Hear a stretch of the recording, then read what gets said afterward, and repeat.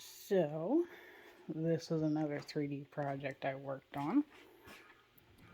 I had 3 drawers that were broken when our kids were a lot younger, probably around 5 and 7.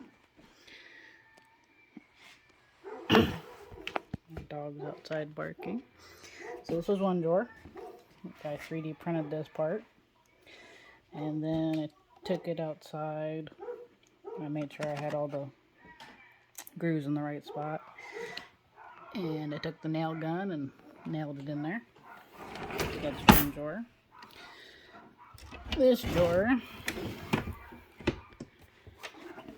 I moved all these towels out of the way. This drawer was completely gone, so I made the front part, the groove.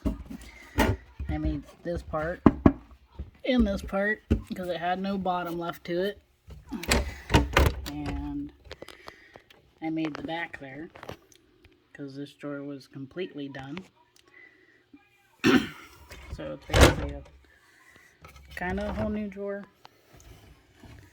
but not really, since it's still got the sides on it and the wheels.